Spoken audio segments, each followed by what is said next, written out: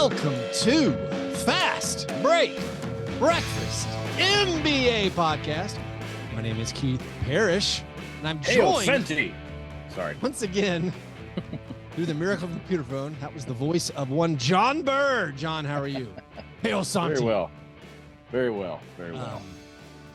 Yeah. Are you allowed to tweet Hail Santi now that the NBA is filled only with controversy? Yeah, I don't know. I did definitely throw up that. I had that image where it's a statue. It's a graven image made by man by the Church of Satan, which does not actually worship the devil. It's a humanist organization. Anton LaVey. And I put Santi Aldama's head on it, and there was one day where people were very upset. And I come from a very religious background. I spent most of my life deeply embedded in church, in a Southern Baptist church. And here's one thing, John. When I was deeply embedded in church, we had no problems with making jokes about the devil. Devil jokes, fair game. Now, you're not supposed to make fun of Jesus. Shouldn't be doing Jesus jokes. That's sacrilege. That's offensive. That's blasphemy. Putting a basketball player's face on a Satanist statue and saying Hail Santi, that was clearly above board during all my time, deeply embedded in evangelical churches. So I don't know what switched. I don't know if it's just the controversy of the internet, people looking for something to get mad about. I will say this brand of American evangelicism, not familiar with what we even did 20 years ago. It's a little bit weird. So again, apologies to anyone, I guess, who was offended. You guys were the good snake handlers. Dude, listen, if you don't upset the snakes. Now, we weren't a snake handling church. We were a Southern Baptist. We were a part of the Southern Baptist Convention, which has now chosen to expel all churches who have female pastors. It was a wildness. But I don't know. Maybe First Baptist Nashville was it wasn't even weirdly liberal. We just had philosophical discussions, and it all boiled down to love your neighbor, love justice, walk humbly. That's all we had to do. The Bible is very explicit, and now you've had your religion talk for the morning. The Bible over and over and over and over says, forgive all debts. And I just want to know if Zion Williamson would be welcomed into your parish. We're marching to Zion. Beautiful, beautiful Zion. Great hymn. All I know is I think the NBA, I never thought after Fred Smoot's sex boat, there would be a more sex-crazed league than the NFL in my mind. But I think the NBA has finally overtaken them. I think the NBA is the most oversexed, sexy league. I think all the leagues are pretty sexy. I think all professional athlete leagues fairly sexy. When's the moment you realized how sexed up sports were? There's a specific moment for me. I have one. I want to hear yours first. Mine goes back to church. Olympic Village. Just Olympic Village stories. The Olympic Village stories. When they're issuing Team just USA when people condoms. I know that Brian Windhorst wasn't around then, but I just like to think of Brian Windhorst talking about the Olympic Village, going, "These people are athletes, man." Yeah. No, here's a memory I have being in Sunday school in middle school. So Sunday school in the South, comes on Sunday after Saturday, which is, of course, the holy day of football, SEC football. We have our Vanderbilt fans. We have our Tennessee fans. We have our Auburn fans, our Alabama fans. And so basically every day at church, you would talk about the football that you watched on Jefferson Pilot Sports or CBS growing up again in Nashville, outside of Nashville in the 90s, in the late 80s. Anyways, it was the early 90s, high school, I want to say, when we started getting reports of recruiting. And I never, as a little kid, you just watch football. You don't think about the recruiting tales and the sordid recruiting tales. Yeah, you hear stories about SMU got the death penalty for. I think I learned about recruiting around the same time I learned about Santa. Okay. Well, you knew recruiting was they're paying the players.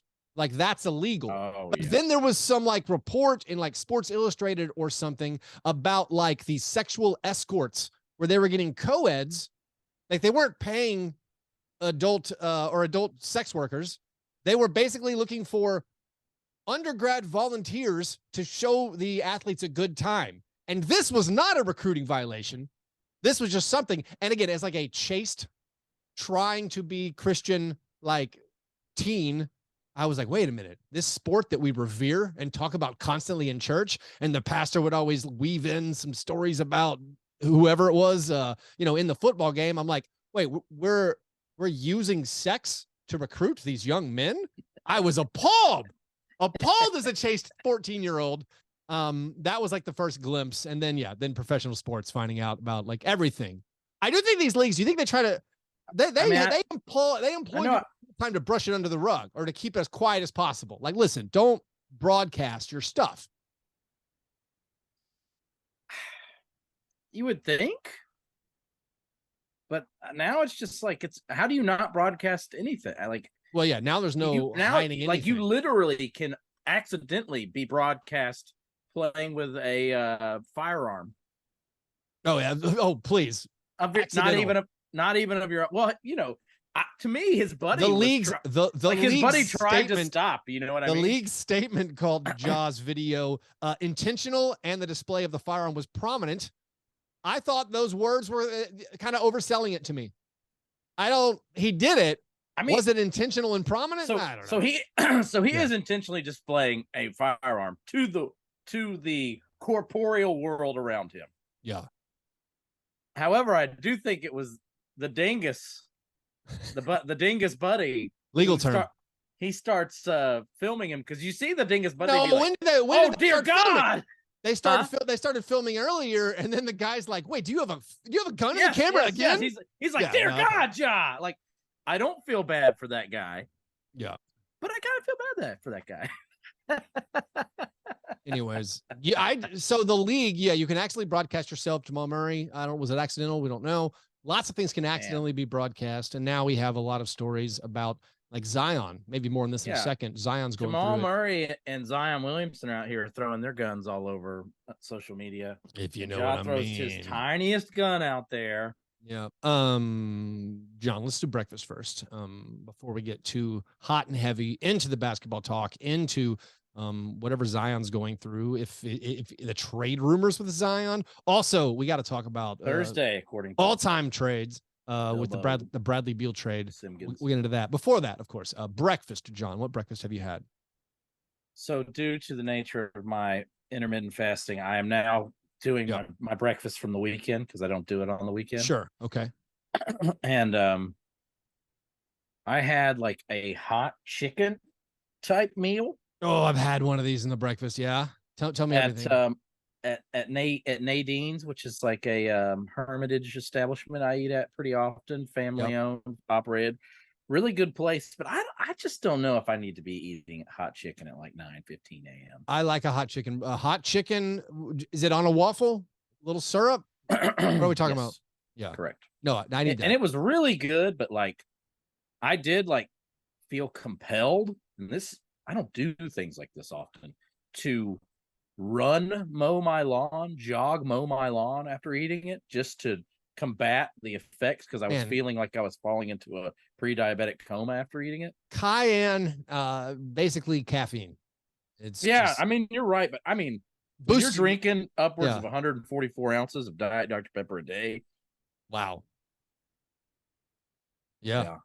That's a lot. Cayenne doesn't really do it for you anymore. Yeah. My breakfast, I'm working through Father's Day leftover donuts. We picked up 3 pricey ones from the Should I be worried that we didn't celebrate Father's Day and I'm only 3 years in? A little bit. Yeah. Yep. Felt bad. We do things pretty big, it feels like here. Mm-hmm. Like that was like, you get married and you're like, oh, we're really into whatever it is. Like, you guys do Christmas bigger than I did. And I thought we did Christmas pretty big. They do Christmas huge. Yeah, so that's like we do huge Christmas, and now since we've had Mother's Day, Father's Day, it's like, oh, we do Father's Day big. I didn't know that, because in my household, the deal. It was just like a card. It was like we went to my dad's favorite restaurant, gave him a card. That was Father's Day growing up. So yeah, what's the deal? Sure. But the Christmas thing, I think there's an element of like that my child is considered almost a miracle, in that I am so old. Yeah. my partner is so much older. Yeah. It was assumed throughout my life there would not be a child. Mm-hmm. And then suddenly there was. So I like all sets of grandparents are losing their minds. This was not part of the plan. So this is like a miracle to them. Well, but on Father's Day, like it was kind of a lot of it had to do with professional stuff, but like we just did not have time to do this. Yeah. Like I got a gift. Yeah. So one gift, and then my kid and my partner went and did stuff all day. And I did to leave you alone on purpose. Was that their gift or was it unrelated? Like there was an attempt to retroactively position it as such. Right. But because I did like yard work all day, I was like, this is not going to work. Yeah. I did not have fun. This cannot be put in the ledger as something I was allowed to do. I will be using this against you in a future forum. Right. Both of you, 3-year-old, 47-year-old. Yeah. That's what you do. By the way, the donut I had today was the leftover. It was to plain. I'm sorry. I didn't know how to get to it. Do we need more? I can do more Father's Day talk too. No. I feel bad for having taken away from the culinary delights. It's not a problem. It was a plain glaze left over. The one I went wild on Sunday, actual Father's Day, was called a lemon icebox donut. Oh, that sounds great. It had potential. Yeah, that's a great sounding donut. The top of the donut, it was basically a glazed donut. On the top of it, it had some lemon cream cheese icing with graham cracker crumble. That was all delicious. But then it turned out this circular donut was also infused with like a lemon custard. And that was one step too far. Like the bites that had the inside custard and the cream cheese icing on top. A lot of too much. And again, sweetest of teeth, as I will say. Like I have a sweet tooth and I was like, this is too much. And so I was trying to like get the custard out because like just a donut with cream cheese, like the cream cheese lemon icing on top was amazing with the graham cracker crumble. Amazing. That is a lot of sweet things. You got to stop, man. I think you pull the crumble out of there. No, I liked it. You're right, because then you don't. It was good, but it was too much. You gotta have the icebox. It had the flavor of like the pie. It was good. I still want to try this.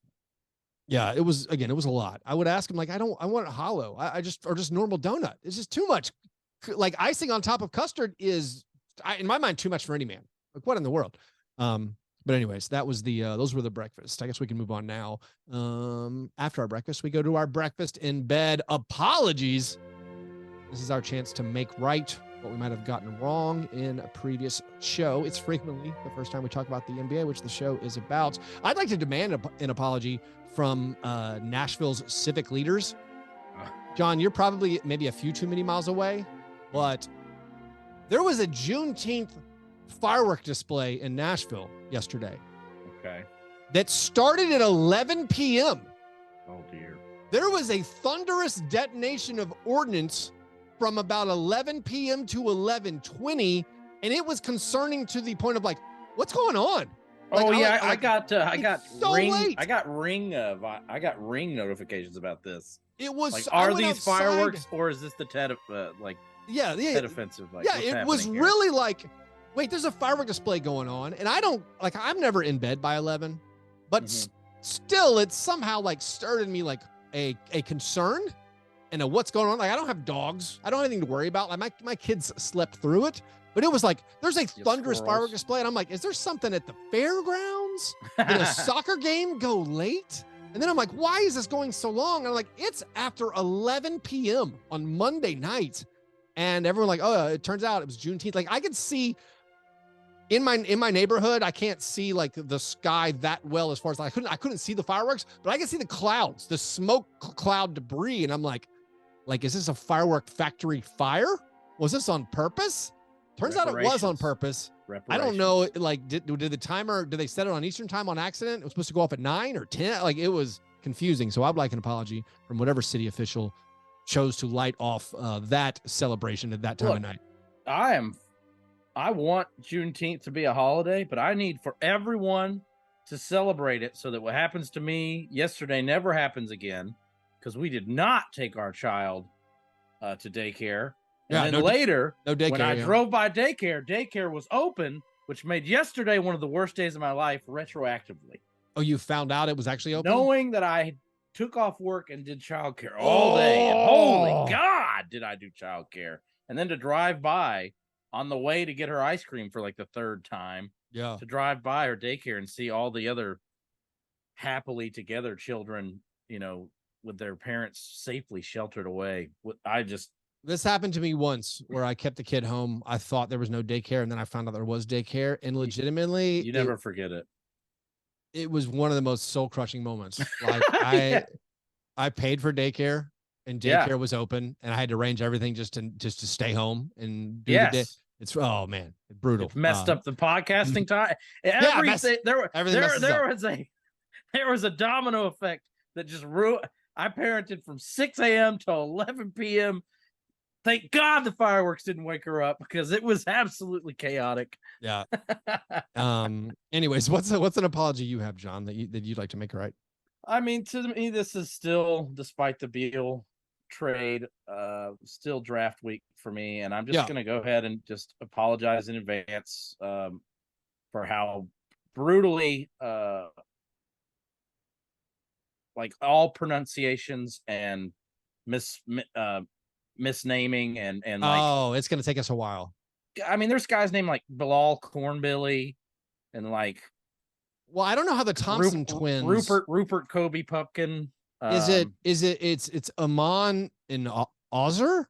I spend all year I don't know how to spell it, and I forget to work on, Jalen Hood, Shafino. Oh God. Yeah, you're just leaning into your Bill Simmons bit of like, I'm not going to learn how to say a name. No, at least I've all the mock drafts. Yep. For the Grizzlies have been consistent, so I've been really able to hone in on. Dear God, let this be right. Brandon Podziemski. It sounds right. I'm not positive.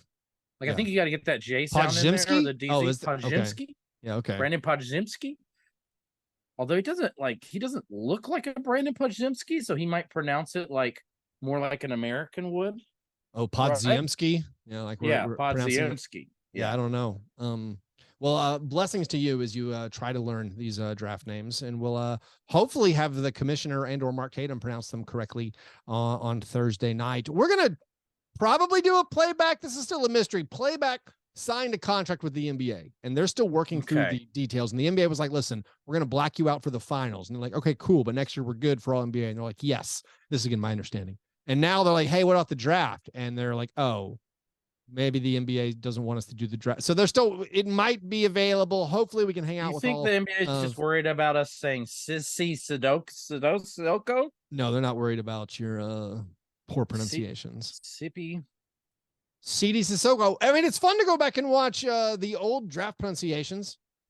Like, real good. David Stern butchering Pau Gasol's name. Great TV. What was it? What was the pronunciation? I can't remember, but it was. Is it Gasol? Yeah. Pau Gasol or something? It's something wrong. If he pronounced his name Gasol, he would have had an entirely different career. Probably averaged the gasoline. 5 fouls per 3 minutes. Here's my apology. I'm gonna do a crossover apology. Paul Gasol. I gave some faulty information on an episode of Grits and Grinds. I mistakenly believed that this new CBA thing where every team gets a full MLE trade exception, where you can either use the MLE or use it as a trade exception. I thought that started in a couple of weeks. No, it starts in 2024. Sorry. So I went back and edited the audio version to remove all evidence of my mistake. YouTube is permanent though. Nothing I can do. I'm not going to re-upload a video. That's just a terrifying idea. So apologies for anyone, the dozens of people who got that incorrect information and then parroted it to their friends and families. I'm sorry. I know you look to me as a beacon of truth and accuracy, and I let you down. For that, I apologize. Anyways, before we get to our steak and eggs best thing, just a reminder to download the brand new Grind City Media mobile app. Explore new ways to access your favorite Grind City Media content, from your favorite shows and series to news and entertainment. Stay connected with exclusive content at your fingertips with the new Grind City Media mobile app, available in both the Apple and Google Play stores. Also, subscribe to the Fastbreak Breakfast YouTube channel and the Grits and Grinds YouTube channel. All right, Steak and Eggs best thing. John, what of all the things that have happened in the past few days is your Steak and Eggs best thing? We've alluded to it, but I've just enjoyed it. The, to me, rather lighthearted nature of Zion Williamson's career falling apart. Is it lighthearted? I mean, I guess blackmail's kind of bad, but boy, it is funny. And it's never anything where I'm like, I don't fear for Zion's well-being. Okay. In any way, nor do I feel like this is all that indicative of a larger problem within our culture, nor do I feel like this is like a perhaps racially charged thing. This is just, now this is some 23-year-old antics I can get behind. Let's just put it that way. Yeah, you're able to keep it at an arm's length where you're like, this is entertaining internet story. Yeah, it's much like those rich people being crushed to death inside a tiny submarine searching for the Titanic. Wow, I'm surprised we're not just doing the entire show about that. I mean, it's quite a story. I like. Have you seen submarine guided by a Logitech game controller? Yeah. I was about to say, have you seen the PlayStation? Yeah, like I guess it's actually an Xbox controller mod. It's not even an Xbox. It is literally a Logitech in the style of Microsoft's game controller. Here is a generic computer game. I like controller. to think of that Soul Captain playing the sitting there as they're going down into some crevasse saying, "Gentlemen, it has been a pleasure playing PlayStation with you tonight." Did you hear? I mean, again, this is like, we have enough distance. This is like a human tragedy, but it's also like an internet story where you're like, I find this interesting. Not appalling. How do you get into a spam in a can like that with only one captain? And then what they said, apparently in recent weeks, the computer system has been rebooting, or the electrical system has been rebooting, and it thus starts playing over like you're welcome to the trash can, like audio clip the guy had created, and it starts with Celine Dion. So apparently every few minutes, My Heart Will Go On plays in this stuff. And it's like, you can't write. I know this is a tragedy, but this is like, you can't write a better comedy thing. This is like some. What's that In the Loop guy? Did the TV show? Yeah, I was about to say. Did the Armando Iannucci? Yeah, did exactly. him writing these type of things bring more of them into the world? Right. This is just like, it's like exactly one of his shows. Yeah, I can't do this. Anyways, the thing about the Zion situation, which again, it's weird because we got trade rumors of Zion and the Pelicans getting involved, and then we also have the blackmail. Which is funny so he's gotten involved, if you don't know, with this adult film star. And she's been tweeting about him for like 10 straight days now. Yeah. And she basically said she added the NBA to announce that she was going to commit a crime. She's like, I will release sex tapes of this guy if you don't get Zion Williamson traded. She also, by the way, she tweeted the Memphis area code 901, John. I don't know what we're supposed to read into that. Bring him to Memphis. There's a lot of just wildness with the Zion story. And I will say, as the Pelicans seem poised to make a huge trade with the Hornets, and Michael Jordan, who has sold his shares in the Hornets, but also as part of the sale, I guess said, I want to make one more trade. Just let me make one more trade. I want to feel that. Look, if Isaiah Thomas is somehow involved in trades, I see no reason why that wouldn't motivate the very spiteful Michael Jordan to want to make an even bigger trade. I had not considered this angle. Thank you, John. So Chris Paul purposefully, intentionally referenced Isaiah Thomas twice in being a part of the trade. 4D chess right there. Despite Matt Ishbia saying Isaiah Thomas has no formal role with the Suns. I like this. Michael Jordan saying Isaiah Thomas making a big trade. He's like, I want to do one more. I got to do one more before I go. The Pelicans, who want Scoot Henderson, and apparently if Scoot Henderson is available, he would be available too. So like they're dealing with the Hornets, and if the Hornets traded the 2 pick for Brandon Ingram, that's a catastrophic failure of an organization. I mean, I know, like, I get a proven thing, fine, but I guess I have to repeat this for people, for NBA front offices. The entire point of having the second pick is whatever small % chance the guy you draft turns out to be Michael Jordan or LeBron James or whoever, like, or even Giannis or Jokic. Like, you're drafting a guy at 2, hoping he becomes a superstar. And even if he doesn't become a superstar, you can have him for 9 years using the NBA's very restrictive salary system where you keep the guys around. Trading for a guy in his mid-20s who's already making a max salary ruins all of that. And like, where's a team with LaMelo Ball, Brandon Ingram, and Mark Williams going? Like, what? There's no ceiling there. So, catastrophic idea if you're the Hornets to trade the 2 pick for Brandon Ingram. Trading it for Zion. I guess they just wanted a slightly better Gordon Hayward. Right. What if we had Gordon Hayward and Brandon Ingram? Yeah. Like, the idea of trading Zion, which I don't think is going to happen, but I mean, Bill Simmons said it was going to happen. Not that he's accurate. Thursday. Zion is still so tantalizing, even though he never plays. Like, if the Pelicans trade Zion, that's a gigantic red flag. Zion for Jaren. Do you say no? I'm squinting at you. I'm starting crazy. I just want to go through it. I'm starting crazy. No. Who? No one. Not only that, John, I don't think anyone would. If any team had Jaren, not just the Grizzlies. Zion for Desmond Bane. Do you say no? See, that's more interesting. I got to start crazy. So Desmond Bane, who would be a much better fit on the Suns than Bradley Beal. Desmond Bane is that ideal 2 guard who makes 42% of his threes at high volume, 20 point per game score. No, I would take much better the Grizzlies fit on any team. Well, so like the Grizzlies already being a proven 50-win team, like an annual 50-win team. No, I'm not going to upset that for the Zion. Although Zion and Jaren in a front court is tantalizing.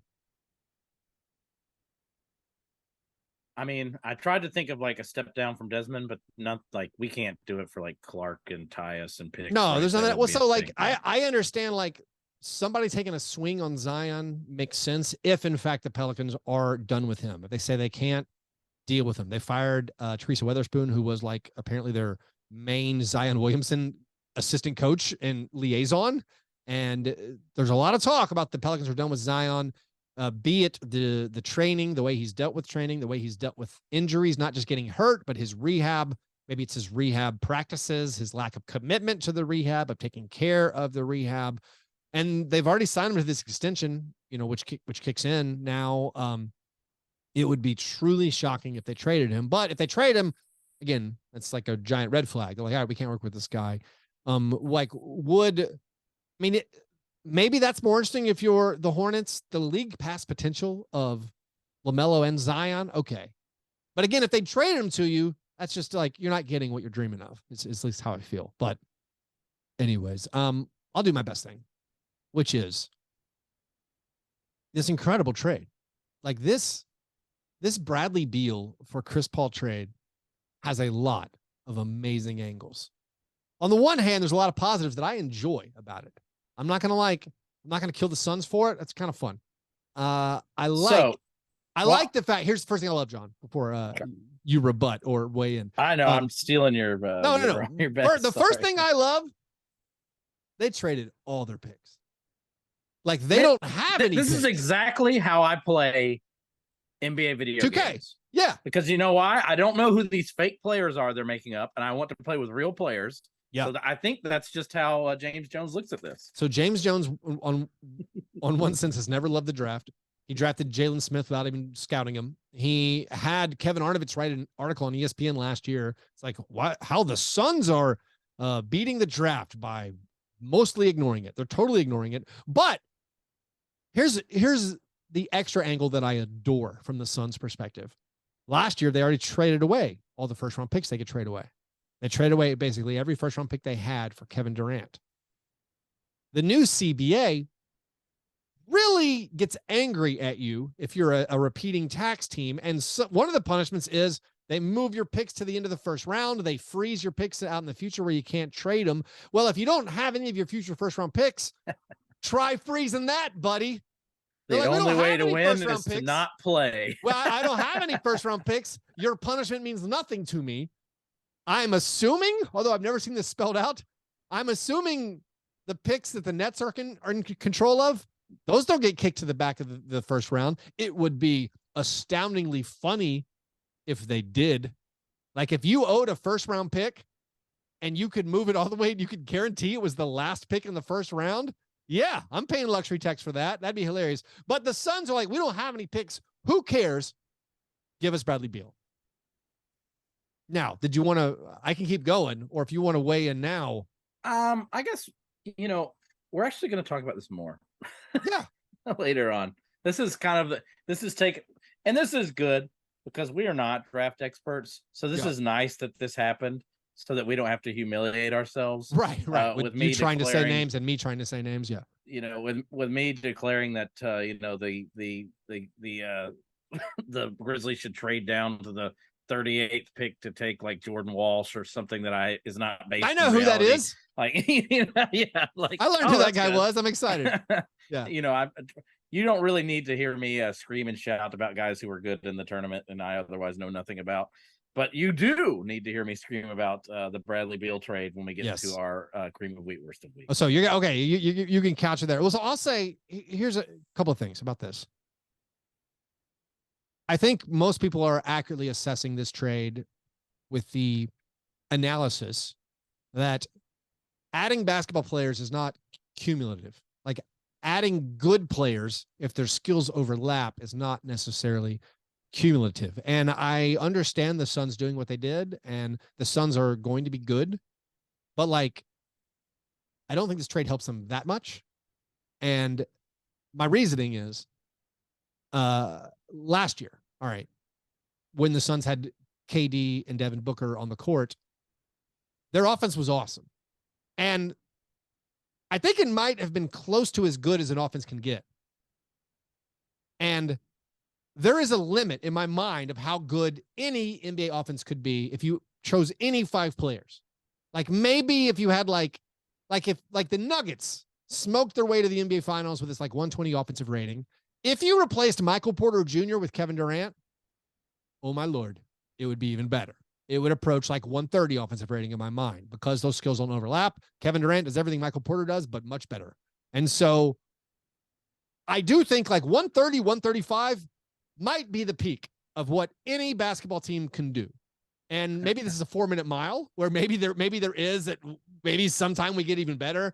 Shooters keep getting better and better and better. The rules keep rewarding offensive players taking jump shots. And so maybe one day like, oh, well, all right, 140 is the peak. But like the Suns last year when Kevin Durant and Devin Booker were on the court together had a 125 offensive rating in the regular season, which is close to, again, what I think is peak for any collection of 5 players. In the playoffs, they had a 121 offensive rating, which is awesome. The Suns had an awesome 121 offensive rating when Devin Booker and Kevin Durant were on the court in the playoffs. Will that offensive rating go up if they have Bradley Beal? I don't really think so. Possibly, but maybe. But here's the thing, John. They had a 121 offensive rating in the playoffs. Guess what? They were outscored. Yeah, they had a negative net rating when Kevin Durant and Devin Booker were on the court. They made 40% of their 3-pointers, which I think is unsustainable, when Kevin Durant and Devin Booker were on the court together in the playoffs and still had a negative net rating. They got outscored because they couldn't stop anybody. I do not think Bradley Beal helps you that much. I don't think he overcomes the better teams. And then, of course, you add in the fact that, hey, guess what? How many games are you going to have all 3 of these guys together? Now, should we switch now to your cream of wheat? We can transition into our opposite of our steak and eggs, our cream of wheat worst of week. Go ahead, John. Furthermore, it's just very poor business decision. You have a new CBA that punishes. I mean, the reason Bradley Beal went for nothing is that his contract and his no trade clause is an albatross. Yeah. It hinders what you can, your flexibility, hinders what you can do. Furthermore, can we please stop pretending that even in his decline that Chris Paul is somehow a less impactful or worse player than Bradley Beal. Even if you want to get into silly popularity contest type narratives, Chris Paul has been an all-star more recently than Bradley Beal. Chris Paul is still, a player that you add to your team, and it's like a transformative element. Whereas Bradley Beal is the type of guy who will willingly, gladly take a back seat to Russell Westbrook. So these two players are not the same. These are not the type of impact players. Also, sometimes admit that you don't know what a player is worth until the league tells you, and the league just told you what Bradley Beal is worth. Well, so we don't know necessarily if the league told us that because of this no trade clause. Apparently, maybe the Heat were offering 2 first-round picks, but he turned down. Bradley Beal's like, no, I have to go to the Suns. Right. And the Wizards are like, fine, we will just get rid of this contract for nothing. The Chris Paul angle of this, I think because the skills don't overlap, I would rather have Chris Paul than Bradley Beal. I don't even ancient Chris Paul. And I know he gets hurt every single year. I think Bradley Beal, like the thing that he showed me over the past 2 years, other than he can't shoot anymore, is that he is a better playmaker than I had considered him going for, at that time. So I do think he slots in fine on offense. I think the three of they'll be okay. Bradley Beal is a dirt worst Trae Young, John Morant level defender. I do think Bradley Beal has more defensive potential than he's exercised the last couple of years. Simply because he has long active arms, but he doesn't move his feet. It's been getting. Well, they don't. I just don't.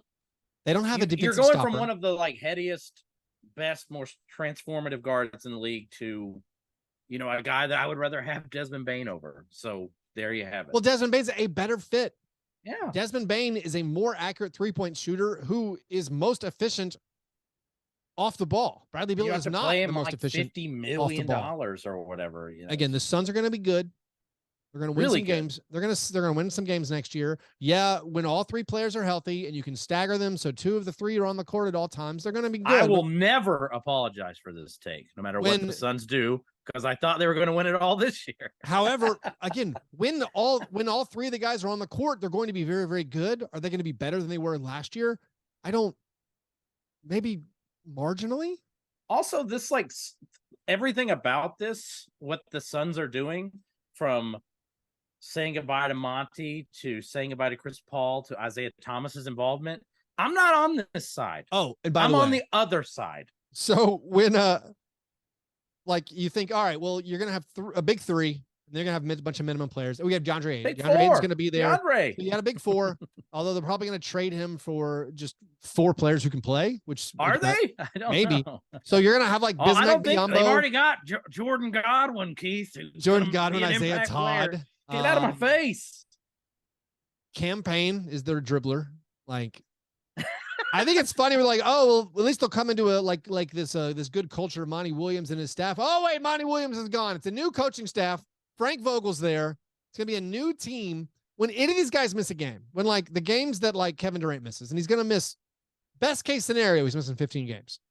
And in those 15 games, Bradley Beal, Devin Booker, and scrubs, minimum salary scrubs, that's the Wizards. You just described the Wizards to me. Oh, you're being too hard on Booker again. Booker's amazing. Yeah. Booker's amazing, but if it's all going to be all minimum salary guys. Yeah, I know what you mean. Because they can't, anybody say, oh, they'll have Josh Okogie. Just any NBA team offer Josh Okogie double the minimum. Look, when a guy like Ted Leonsis, who will quote unquote never tank and fires everyone who loses, finally gives up on Bradley Beal, the solution isn't to acquire Bradley Beal. That's somebody else's problem. One of the funniest analysis that I've seen is people are like, oh, well, the Suns got better because they were going to waive Chris Paul. That's not how things work. Well, I'm like, well, why would we judge them from the instant they were going to waive Chris Paul? The fact that they were going to waive Chris Paul means they're not serious. Means they're bad. And comparing them with Chris Paul, who's a ball mover, who does not overlap with Devin Booker and Kevin Durant, it's not gonna be that much better, if at all better. And that again is hoping Bradley Beal plays 70 games, which is the thing he does not do. It's hoping Kevin Durant plays 70 games, which is a thing he does not do.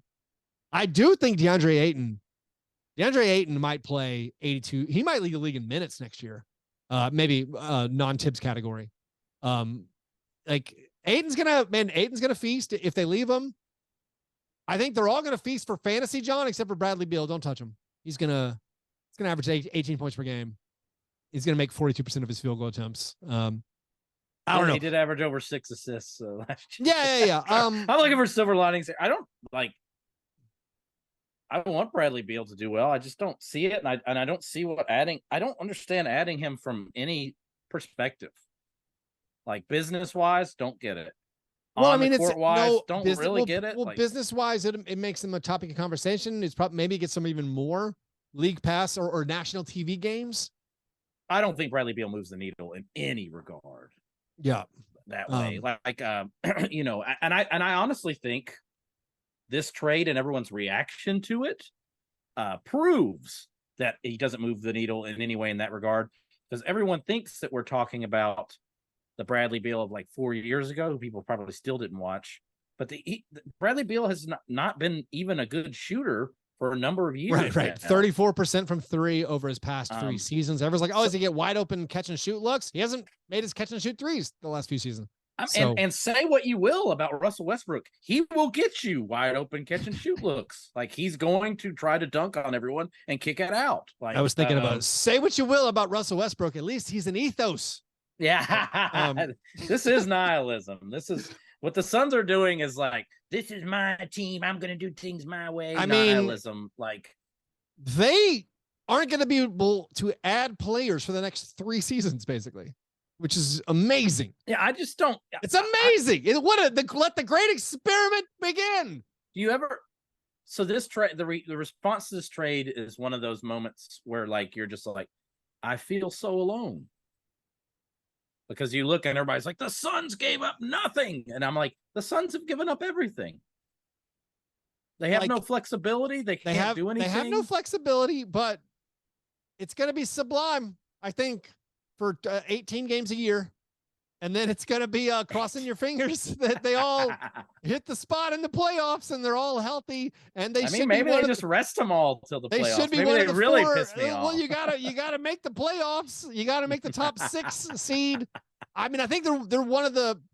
Oh, I need the Suns to be a play-in team. They're one of the 4 best teams in the West. When they have to play Mile High 4 games in a series and get. I can't get over giving everything to not be a clear cut. Like I think it's debatable if they're a top 4 team in the league. So like you're talking the other trade. No, I'm just saying like, oh, okay. I like the Nuggets. Yeah, I like the Celtics. I think I still like the Bucks, even though the Bucks are going through some stuff and maybe everyone's aging out. You have to like the Bucks after they made the coaching change by law. By number of times you tweeted Mike Budenholzer's stupid face, you have to be in on this. I enjoy Mike Budenholzer's face. That's neither criticism nor endorsement. His face is amazing content. I don't know. I don't think the Suns are going to win that many games. I think I will short any optimism. I'm going to go under, and it's going to be like a Chris Paul thing, and I'm going to probably die for it. We've already seen this. The Nets did this with 3 superstars who are a better fit.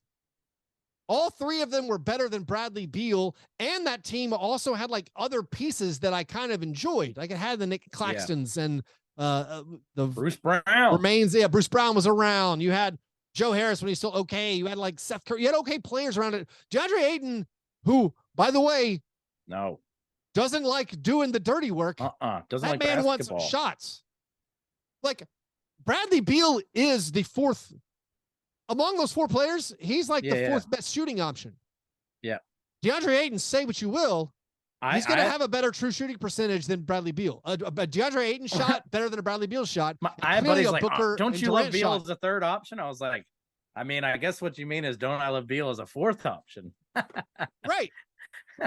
It's all about fit in the NBA. To hit that magical 130 offensive rating, if you have Booker and Durant, you literally just need Seth Curry. when the Heat added when the Heat added Chris Bosh, he was really into he became like this amazing flexibility defensive guy. What does Brad Beal do if he's not a guy that is a volume type shooter? Like nothing. Like I would have given. Would the Nets facilitate a sign and trade of 2 second-round picks for Seth Curry? I mean, Seth Curry's an unrestricted free agent. Seth Curry is a better fit for this team than Bradley Beal is. You're like, oh, we got better because we upgraded Landry Shamet, who would not be playing if your team was healthy. We upgraded Landry Shamet to Bradley Beal. Well, what if you just upgraded Landry Shamet to Seth Curry, who costs you nothing to acquire? Anyways, let's I have another worst thing. You did your worst thing. My worst thing. My worst thing is Woj just kind of casually mentioning the Grizzlies are being interested in Draymond Green, and he didn't even have anything sourced. He just said it. But I think the worst thing is the acceptance that I would probably let Draymond Green into my heart as my Lord and Savior if he joined the Grizzlies. Someone who I abhor. But if I was like, man, it'd be cool, man. Can you imagine Draymond and Jaren as a front court? Unbelievable defense. The grim. I turned into the Alonzo Mourning meme as I read about Draymond. Shaking your head. I was just like, no. Ooh. Oh, secondary playmaker, especially with Ja being suspended. Yeah. Anyways, those were our worst things. Before we get to the award segment on the program, let's do some rapid fire croissant. Some rapid fire listener questions. The croissant questioner. Quasimofo asks, regarding Bradley Beal, at what age should he drop the Lee and just be Brad Beal? I think for podcasters, he's been Brad Beal for, frankly, far too long. We weren't that comfortable with him. I've been calling him Brad Beal for ages, to the point where I forgot that isn't actually what people call him. I've been on other shows and they're like, oh, Brad Beal? I'm like, oh, I'm sorry. I've been calling him that for 9 years on my own show. Next question, John.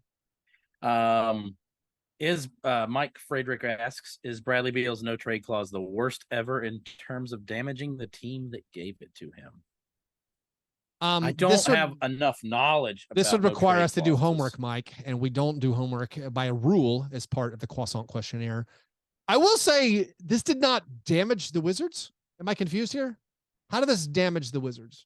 Well, everyone's like, it is a horrible return. They should have done this earlier, I guess, is the right. Oh, if you compare it to what you could have done, if you compare it to a road we could have taken years ago, sure, you lost out a lot here, like someone passing up, like Dennis Schroeder passing up a contract extension. But this trade does not hurt the Wizards. You got something for it. You maybe got some. We don't know actually what they got. They might have gotten a couple first round pick swaps, which probably won't be used, and they got some second round picks, and they got Chris Paul's carcass, which they can then trade for something. They will get something for the Chris Paul, and they got rid of Bradley Beal. It didn't harm them, I don't think. I mean, it makes them worse on the basketball court, which does that count as harming? The only other time I remember is I remember Carmelo's being an issue. Yeah. Other than that, I'm struggling to remember. Someone say yes. Yes, the answer is yes. Yes, sure. Why not? Let's do another question. Terrell Mallard asks, who's more likely to skip the White House visit? Jokic, DNP, not his home, or Michael Porter Jr., DNP, not his president? Great question, Terrell. No comment needed. We read your question. Good job, buddy. Let's do one final one, John. Jacob Potter asks, can I get your thoughts on this player ranking from The Ringer? The Ringer does a top 125 players ranking.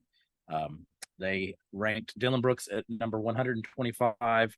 Jacob asks, is Dillon Brooks' number 125 ranking fair? Honestly, I think they only put him on the list at all and at 125 so that they could comment on him. Too high. The answer is too high. That would make him a starter, right? Too high. It's really funny because the Ringer started this season with a top 100 list, and they were like, there were no Grizzlies role players were on there. And I was like, why isn't Steven Adams on here? You have Jonas Valanciunas like 80. I'm like, what? This is ridiculous. And then I'm like, why isn't Dillon Brooks on here? Why are the Grizzlies so good when Desmond Bain and Ja aren't playing, if there's only a Jaren or whoever. But anyways, they finally added Grizzlies to this list. But it is funny that they expanded the list to 125, and Dylan Brooks did crack the final list, and he also ended up being once they finally put him on the list, you can like mark the date in his game log. Everything fell apart. He saw he was like 97th on the list. He's like, I made it. And he got terrible after that. So, but sometimes when you make a list, like the last person on the list, it's just for some commentary. Yeah. No, I agree with you. I will say the most confusing rank, and this has been the most confusing rank for me all season. Someone at the Ringer adores Norm Powell. Norm Powell has been like top 75 the entire time. Like, it's Clippers season ticket holder Bill Simmons. Norm Powell is ahead of Jaden McDaniels. He's ahead of Steven Adams. Norm Powell is ahead of CJ McCollum. He's ahead of Jalen Williams. It is to say Storm and Norman. He's ahead of Franz Wagner. Like, I don't understand how Norm Powell is ranked so high. He's ranked ahead of Tobias Harris. Say what you will about Tobias Harris. Norm Powell is not better than Tobias Harris. At least it's an ethos. He's not better than Cam Johnson. This is wild. Why is Norm Powell so high? When you need someone to get you 37 points one time a season, nobody does it better than Storm and Norman Powell. Anyways, those were our listener submitted questions. The Croissant questionnaire. If you want to have your question answered on air, you have to become a Patreon supporter. Also, if you join our Patreon, you can join our Slack channel, which costs a paltry $3 a month. So join the program, join our Patreon, support the program. We'll see you over in the Slack. Do it all at patreon.com/Fastbreak Breakfast. It is now time for the International Stackhouse Pancakes Award, John. This is the 2023 Playoffs Tournament of Champions Award. Who had the worst overall box score in the entire playoffs? I will give you 4 options to choose from. Max Strus is 0 for 10 game in the finals, game 1 in a loss. 0 for 10, no points, 5 rebounds, 3 assists, nothing else. I'll give you James Harden in a blowout loss to the Celtics, was 2 for 14 from the field, had 12 points, 10 rebounds, 4 assists, no turnovers, 2 personal fouls. So that's 2 for 14 James Harden. Then in the first round, we're going to do Darius Garland in a blowout loss to the Knicks, where the Cavs only scored 79 points. Darius Garland was 4 for 21, 10 points, 3 assists, 2 rebounds, 4 steals, which is pretty cool, 3 turnovers and 2 personal fouls. And then finally, in the series-ending loss to the Lakers, Klay Thompson was 3 for 19. 8 points, 3 rebounds, 5 assists, no steals, no blocks, no turnovers, 2 personal fouls. So we have Max Strus in the finals, 0 for 10, 0 points. James Harden, 2 for 14, 12 points, 10 rebounds, 4 assists. We have Darius Garland, 4 for 21, 10 points, 4 steals, though. And then Klay Thompson, 3 for 19, 8 points, 5 assists. Can we throw some? I feel like throwing the Max Strus out. How do you feel as far as narrowing this down? I'm not even considering it. No, so. Not enough shot attempts, even though it was our best 0 for game of the entire playoffs. Max Strus, you're off the hook. I'm probably, for me, going to throw out. I think next I'm crossing off James Harden. 2 for 14 is bad. I'm between 2 people. So it's Klay. We're down to Klay Thompson or Darius Garland. 4 for 21 for Darius Garland. 4 for 21, which is huge numbers. That's 10 points. Only 3 assists, 10 points, 3 assists, 2 rebounds, 4 steals, 3 turnovers, 2 personal fouls. And then Klay Thompson, 4 or 3 steals, 4 steals. And then Klay Thompson, I just don't believe that. 3 for 19, 8 points, 3 rebounds. Those are Jaren Jackson assists. Jr. scorekeeper numbers. Okay. 4 steals is a lot. Seems out of character. I really hate Klay Thompson, and I really love Darius Garland, and I'm trying to the basketball civilized. The basketball reference box score or game score has Darius Garland with a slightly worse game. So something about it. I feel like the 3 assists is low. I think I'm going to go Darius Garland just because of the volume. Even though he got to 3 for 19 and still made 1 out of his final 2. I mean, I'm not sure if who got to the line more. Neither Garland. Darius Garland was 1 out of 2 from the line. Klay Thompson was 0 for 0. Okay, so 1 Klay out of 2 Thompson from the line too is bad. Yeah, that swings it for Garland for me. Garland. I'm gonna go Darius. Garland. Okay, Darius Garland. Congratulations. The worst field goal percentage for any player who attempts at least 20 field goal attempts in the playoffs. We should probably default to using the game score as a secret tiebreaker now that there's just 2 of us. That's true. Yeah, secret tiebreaker can be game score. By the way, Max Strus had the worst tiebreaker of everyone I considered. Edging out. I'm not surprised. Edging out Dylan Brooks' 3 for 15 in the win over the Lakers. Anyways, par fadeaway, John. We got to skip our kudos to me this week. Par fadeaway. What thing are you looking forward to, and how could you answer anything else than the draft and the unbelievable avalanche of trades that will occur in the next few days? I don't even know what's going to happen. I just can't wait. And honestly, like, this really is all about Kobe Buffkin for me. If he can slide to the Grizzlies, I just need that name. I will say, there was one question David Brown asked from listener question. Do you have a big board for the lottery? Is there anything you want the Grizzlies? Maybe not a big board, but what are your desires or hopes and dreams for the Grizzlies on lottery night? SEC speed. I require SEC speed for my.